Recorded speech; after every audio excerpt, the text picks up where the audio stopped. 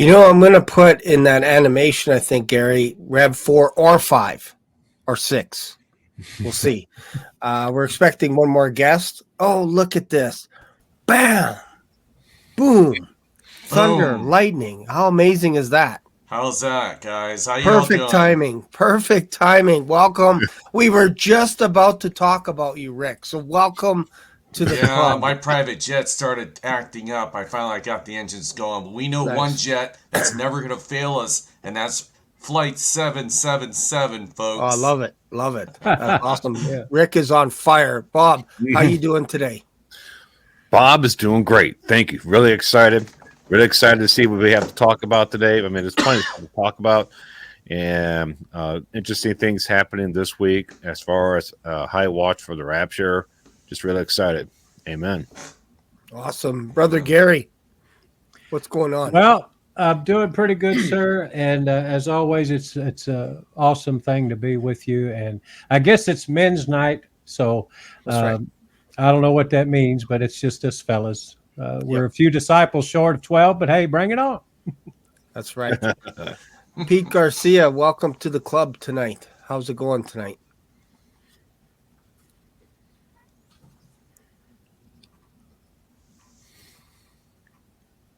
Can't hear him. We're doing. I can do sign language. Hang on one second. I am okay. That's my best sign language. I'm probably going to get banned now for signaling. Like I did some kind of a weird signal on YouTube, and they're like, "Hey, whoa, banned for life." Okay, well, we'll jump in. We don't hear you yet, Pete. I don't know if you could hear me. Just nod your head, yes and no at the same time, and thumbs up. Okay, perfect. All right, he can hear us. Okay, so while you're figuring that out, I don't know if you want to reboot your computer or try that, see if that works or whatever, because it was better without your headphones. But you said it was a little. Well, can you hear me now? Oh, yes. Hey, yes. There he is. Awesome. All right. Okay. Yeah. All So right. how are you doing besides the technical stuff? Oh man, it's just busy. It's really busy. So school starts this week, and just doing 1,000 different things, trying to cram in the last little bit of summer before school starts. So we got a house full of kids here today with wife and them. We're all at the outside. So hopefully, I'll get about an hour of quiet time in here. Yeah, exactly. That's all right. That's perfect. If you have to go at any time, if some little kidlets grab you and yank you off the screen, we will understand. I get it. Make them a priority. But yeah, welcome everyone. Today we're going to be talking about, is the rapture imminent? As in, could Jesus Christ come tonight, tomorrow, a week from now, a year from now, or for that matter, could we also die tomorrow or the next day or a week from now or a year from now? These are the two problems that we don't really know. We don't know when Jesus Christ is coming to get his body. Could be any second. And we don't know when we're done here on earth. So let us begin. We'll go around the table a little bit.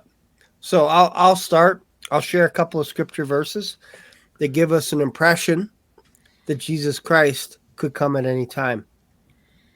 Look at this. Romans 13, verse 11.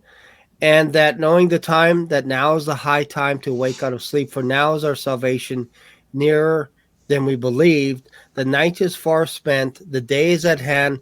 Let us therefore cast off the works of darkness, and let us put on the armor of light. Now, this may not specifically say that Jesus Christ is coming, but at the same time, man, we are closer today than we were yesterday. That's just a fact. And if you were to look at the calendar and look at everything that's going on in the last couple of years compared to 10 years ago, there's lots of stuff. And I just finished watching a little bit of the closing ceremonies. And, I'll tell you, there wasn't much to see at the end. Just like the Antichrist, or the angel of light, I should say, the devil himself, all lit up in gold, representing the angel of light, with a bunch of people that look like white human skin all over them, lifting up 5 golden rings. So there's really nothing to see here. That was just, I watched it for 1 minute. I'm like, okay, wait for it. Let's see what's going to happen. Is this going to be kind of weird? Oh, yeah, here comes a golden angel showing up and all this kind of stuff. And I'm like, yeah, whatever. So, anyways, I had to record it on my phone because they took down the opening Olympics so nobody can watch it. They offended the church, they offended Christians, and then they took it away. So this time I recorded a bit of it. I should have probably recorded more of it. But really, at the end of the day, how much slime do you have to record before you know it's slime? Like how much do you have to record? So, but I love the Olympics. I love all the athletes and all the stuff that they're doing. It's just like when you have some kind of a weird show, I just feel for the athletes. Like they're working so hard to do all this stuff. And then you get committees that are like, hey, I think it seems reasonable to blaspheme Jesus Christ in front of hundreds of millions of people. What do you guys think? All in favor? Aye. It's like, really? 4 years of training and you just insulted my God before I'm minutes away from parading in front of my nation? That's how you treat us after all this time? Anyways, what are your thoughts about the imminency? Just lost you. Yeah, I you think went you silent. adopted the sign silent language there. thing since you Yeah, brought the it sign up language. now. Yeah. What do you guys think of the imminency? And then we're going to hear you after that. Yes. What'd you say, Shane? Yeah, there we go. I'm back. So Gary, Pete, Bob, and then Rick. I just, no matter what time frame, generation you are, ever since Jesus departed, everybody's always thought, is he coming back now? Is he coming back now? Hundreds of years after the resurrection, is he coming back now? I mean, it's kind of been the dangling carrot, if you will, every generation since Jesus went back into heaven, that there's always been that carrot dangling that he could come back at any time. But the only difference between any other time in history and the time of history we live in now is that we have seen biblical prophecies take place either within our lifetimes, the people on the panel, or our grandparents might have even seen, with Israel becoming a nation and being recognized, and then all the whole deal of everything that's come to pass. And every day, I mean, it's funny how the Bible says even the rocks will cry out. And it's funny, if you're an archaeologist and you're digging, they're always digging and finding something that proves the Bible every time they put something in the ground and dig. And I think that's just awesome that we live in a time where they find more and more of the lost cities, and they're finding them in our generation. And it's like more and more. You can't even turn on the news without, read Revelation and then go turn on the news. And it's like, my goodness, if we are not living in the time of his soon appearing, when? Because this is more than just a dangling carrot to keep me on the straight and narrow. This is showing me in the Bible. And then you flip on the news and it's like, man, Israel's surrounded and this, that, and the other. I know that I live in a time that he could come before I even finish my sentence. For sure. Truth.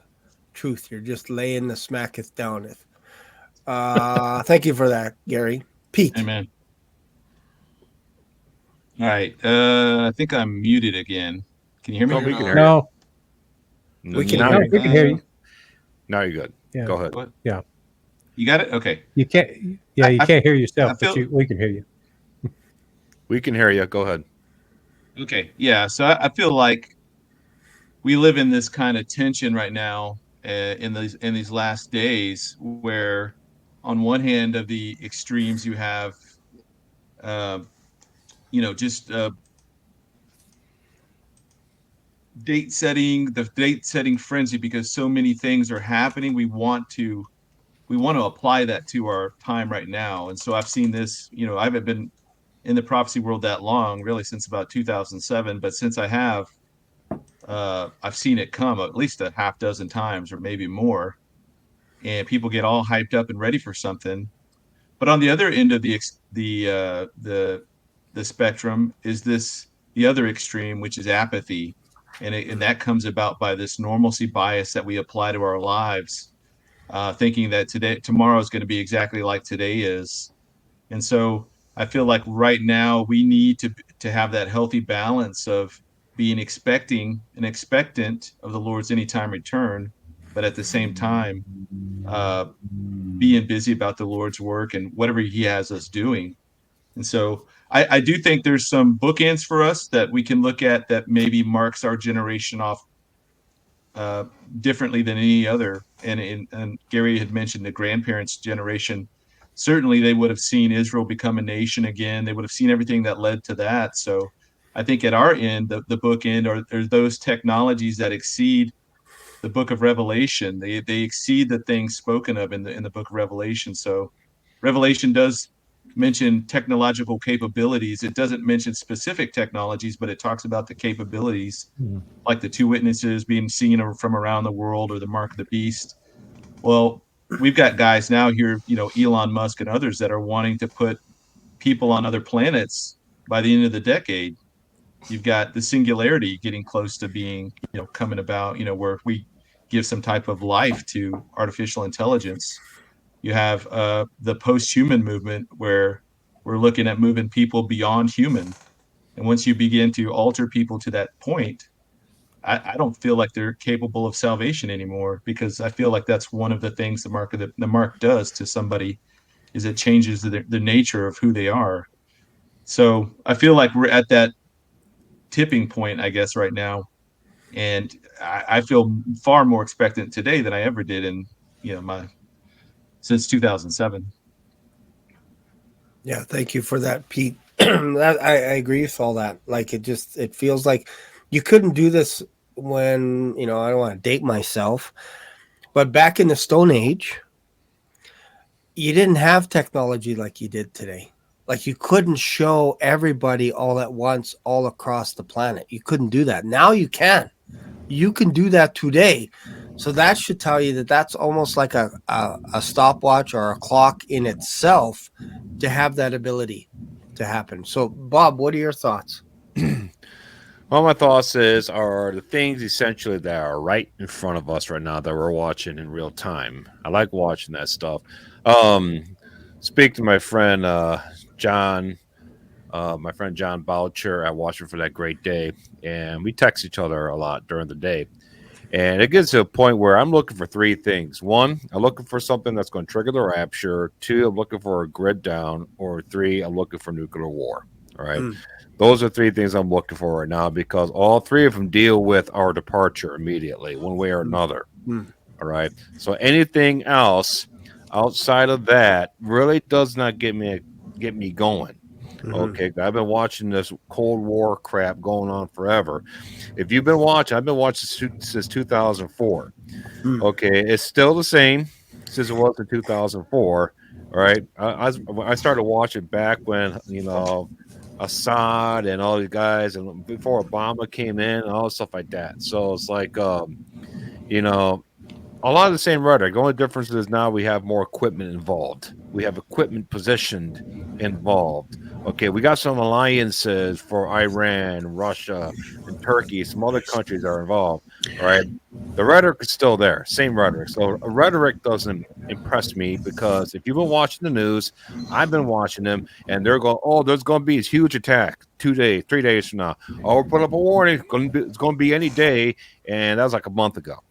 So yeah, I'm not impressed when they start putting stuff in the news. This going to happen. That's going to happen. All right. I like deadlines, Shane, and we got a deadline coming up. It's called November 5th. All right, and that's when the selection is going to take place. That should give us a gauge of what to expect going into December and January. I like that. That's solid to me. And right now, what they're doing is they are doing AI generated crowds for Kamala Harris. You guys have seen all that stuff now. They're busting them up because of it. And so they're trying to push her right to the top, even though she was a pile of garbage a month ago and no one could stand her. The same people are saying that she's the greatest thing on earth. So we're not buying into their lies for any of that crap. So you have that whole thing ramping up. And then one more thing I wanted to point out too is that the World Health, oh, I guess I want to say that because it's a trigger word. Let's just say that people who know best for our health around the world, they said right now they're calling for all the snake bite manufacturers to come together because they got this big, huge thing coming, and it deals with the tweet little birdie thing, and also something to do with the hairy monkey, all right, and stuff like that. So they got that going. They're like, it's going to be huge. We need all you guys to come together and put the safest, most effective thing together within 3 weeks or 3 months or 6 months. Look, it takes 10 to 15 years to develop this stuff. You can't do it in 6 months. And here's my thing. I don't think that there's going to be an issue with any of that stuff because whatever they're so scared of, the boogeyman virus, whatever they're so scared of, it's already in the bodies of those who took that snake bite 3 to 4 years ago. It's just going to manifest at the end of this year, beginning of next year. They know the timing of it. They know when that incubator is going to be finished. And when it does, they're going to be like, ooh, the monkey thing, the bird thing. Ooh, go get another one. Help. Lockdown. Stay in your homes. Okay. So they're doing this, and they're setting it up for next year.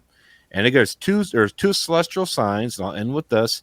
There are two celestial signs that I believe mark the beginning of it. One is they're doing the summit on October 2nd, Feast of Trumpets, and it's marked by a solar eclipse, which is a warning to the nations of what they're going to be doing that day that's coming in 2025.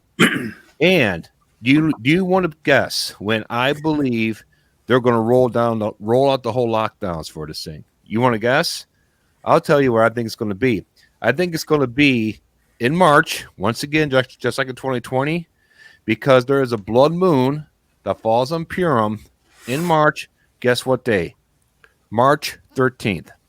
Okay, it falls on the 13th of March. All right. I think that will be the time when they roll this whole thing up because you know why? They rolled the whole thing out last time in March, remember? That's when it got rolled out. That's when the lockdowns began. Remember 2 weeks to 2 weeks for the curb? Remember Trump said that 2 weeks, and by Easter Sunday, the whole thing's going to be gone. Remember that? Mm-hmm. So that is what we're on the brink of. Look, they're not going to stop doing this stuff. All right, they're going to keep coming and coming and coming. This is why the rapture resurrection is right at our doorstep. I believe this year. This year is right at our doorstep. I haven't even mentioned the nuclear wars and all that stuff yet. Right. Okay, I'm sure Brother Rick has something to say about that. Yeah, for sure. That's a nice segue. Brother Rick, what do you think? What are your thoughts? You know, the familiar sight of the mask, diaper over our face will be coming back, I believe. They're getting ready to do it anytime now. They're making a big thing out of this new virus out there. The big hairy monkey that's out there waiting to scare us like a boogeyman. And then, you know, we're going to start seeing that all over everybody masking up. And it's kind of familiar around that time of year again. It's time again. It's time to wear your mask, your face diaper, right around elections again. Yeah. So it's a familiar sight that we're going to see again around elections. And, excuse me, you know, the imminency of the rapture, I look at the rapture every day that it's imminent, okay? But right now, I am watching the Iranian situation where we're about to go to, we might get involved, I think we're already involved, where we're going to go to war with Iran, or it's going to be a preemptive strike on Iran, or it's going to be vice versa, where Iran goes into Israel or basically bombs Jerusalem. And you know, when you mess with Jerusalem, you're messing with God. You're getting in God's face, by the way, if you do that. And once again, God is holding their hand back, preventing this war from going on. It was supposed to happen a week ago, folks. Okay? It is my belief that God is holding their hand back, because if this was just another war, then it would have happened a week ago or so. It would have happened. It wouldn't trigger the rapture. But for some reason, this war is weird. It's been put on hold. And I think God has something to do with it. He's keeping it on hold because this might be the big one, folks, because Russia is getting involved, okay? If they get involved, and they're already bringing their radar jammers and their equipment, their planes, excuse me, my voice, And this time it's different. And it's going to make October 7th look like a day in a picnic, folks. Okay? So, think about it, folks. He's holding this war back. He's delaying it for a reason. Because this is probably the one that we've been talking about for years. Over 10 years, we've been waiting for this. That this probably is the one that's going to trigger the rapture of the church. So, you want to talk about imminency. When this war kicks off, and I think it will, if it's coming this year, then it's going to have to happen over the next 5 months. Okay? October, sorry guys, October's coming up. Okay? And the lockdowns are coming. If they do happen, just like in 2020 of March, they occurred about 6 months before Election Day. Okay? Once again, if they're going to do the lockdowns and all this stuff they did last time, it will occur. It's a little late now. They still got a couple months they can still pull it off. All of a sudden, we're seeing this big virus scare. They're bringing it in quickly in time for the elections. Now, Kamala Harris is already winning by a landslide. They're already saying she's winning, which I don't believe. The polls are probably rigged or whatever. They have to be. You know, I don't want to say something to get your channel striked out, Shane. I'm trying to be very careful. It's a fine line what you can say on here. Other than that, folks, I just believe that we are very, very close. I don't see this happening 5 years out or 10 years out. This year, it looks really good for this year. So, Thank you for that, Rick. Yeah, it's interesting when we talk about freedom of speech. It is crystal clear that for some channels, it is not freedom of speech. Like, they are watching, they're banning, they're deleting subscribers, they're doing everything that they can to minimize what we're talking about here, and that should tell you something alone. That doesn't happen with other channels where they're talking about the Hamas and all their terrorists. Like, you can actually shut down Toronto, like one of the main streets in Ontario in Canada, and we have a whole bunch of Muslims worshiping and bowing down and blocking the streets so that the police have to go in there, but they're not touching them, they're not doing anything. But if you have protesters that are saying, hey, you know what, like with the truckers and everything, all of a sudden they're being removed, and we have the Emergencies Act kick in and all this kind of stuff. But for what's going on in Ontario right now, it's like, no, there's nothing to see here. This is normal to block our main intersection and then have people bowing to the west or the east or whatever direction, and nobody's saying anything, and they all have masks and they're waving flags and everything. And it's like, okay, is that where we come to right now, that we can't say anything, and then all of a sudden other groups, other organizations could have full on, they can do whatever they want whenever they want, and it's actually getting crazy now. It's getting silly. So one thing I wanted to do is just share a scripture verse here, and then we'll go around the table again.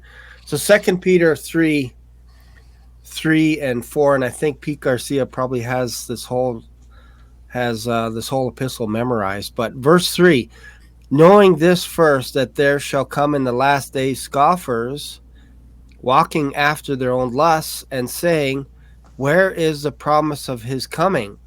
For since the fathers fell asleep, all things continue as they were from the beginning of creation. So what we're going to do is we're actually going to go in reverse order. Rick, Bob, Pete, and then Gary. Go ahead, Rick. What do you think about run that scoffers? question by me again so I can answer it right. For sure. Just the question in general. Yeah, so basically, does it feel like there are more scoffers today about the Lord's return than there were even, say, like 6 months ago, a year ago? Yeah, I believe that a lot of people are saying, where is this promising? Where is he? There's a lot of people that are going after their own lust. They're looking, they're into the world, and they're, into everything in the pleasures of the world. And the world looks real attractive to a non-believer. We know that. Even to a believer, it does. Even believers get discouraged because he hasn't come back yet. I get a little discouraged myself. Like, if he doesn't come this year, we've talked about it. I mean, it's kind of discouraging, and I get it. Especially when you're a watchman on the wall, you see it more than an average Christian does. okay? And you really yearn for it every single day, and for it to not to happen. Now, I believe God wouldn't go through all the trouble showing us these signs like breakneck speed that it's been going this year just to not come for another couple years. But the people out there that say, oh, he's not coming, people have been saying this for 30 to 100 years. And, the part that they fail to realize is that, I can't say this word, ignorant. Is that how you pronounce it? My Ignorant. English is bad sometimes. They're Ignorant. ignorant of the word, okay? And it's Yep. because they fail to look at that part of the Bible that talks about the end times, that the birth pains, and then all the things that are going on, that they look, you read between the lines, you see the things that we see, we know that it's close.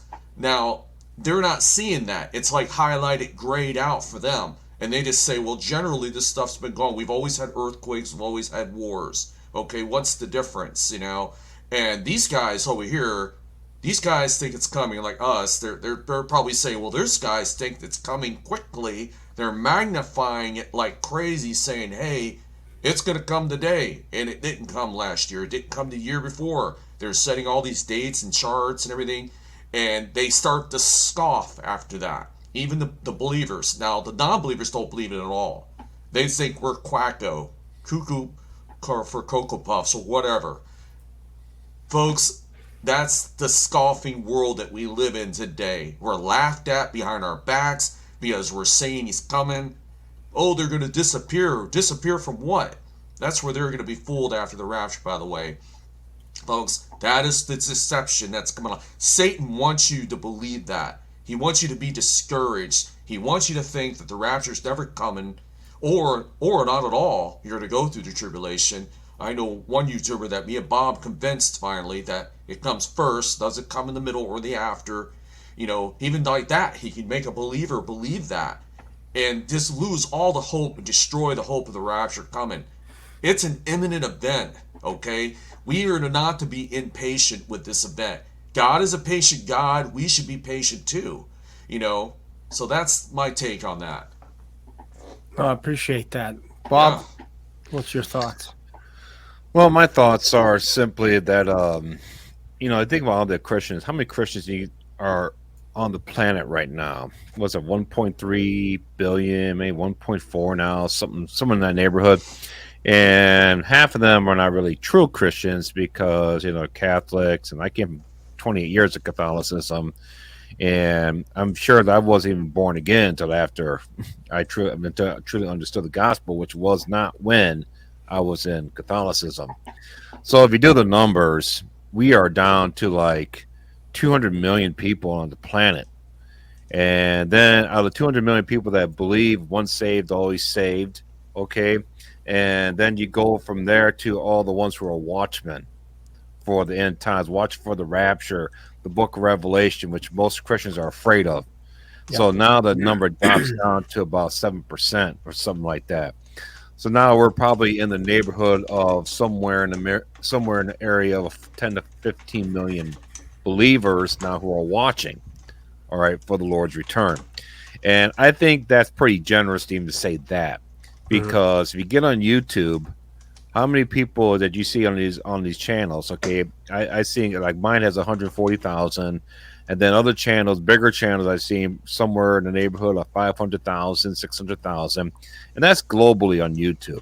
Okay, so if you kind of do the math, with probably about 2 or 3 million people in the end are really watching for the rapture.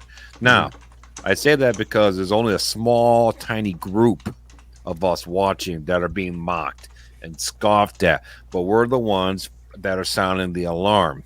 Okay. And those of us who are on YouTube, which essentially I think the Lord has given us the biggest trumpet on YouTube. All right. We're the loudest. Let's face it, we're the loudest here. So Yep. we're going to be scoffed at and stuff like that. All right. Yep. So there's not a lot of us looking, but the mockers and scoffers are here. All right. Peter was right. In the last days, there will be mockers and scoffers. He was right. Okay. Yep. We are in the last days now. All right. So there's no surprise out there, and you can't blame them. Okay, because we've been barking up this tree for, because I've been doing it since 2004. And these people have no concept of time, really, where God, everything's all at once, essentially. They're outside of time, you know. But the mockers and scoffers are here, and we should all be excited about that. Because imagine if we didn't have mockers and scoffers. Well, imagine nobody was mocking or scoffing us. We're like, hey, nobody's fighting us. Are we really in the end times? Is Jesus really coming back? Mm-hmm. But nope, you got this guy. Yep, definitely he's coming back. We got an idiot over here. We got a moron over here. Yeah. They sometimes get into our comment section here. Mm-hmm. So thank you for doing your role to confirm that we are right on track and Jesus is coming back. Yeah. No, I appreciate that. I just wanted to show one quick picture here. Have a look at this, and then we'll jump over to Pete. But this is what's going on in Toronto right now with all the Muslims just blocking the streets, the parks, whatever. And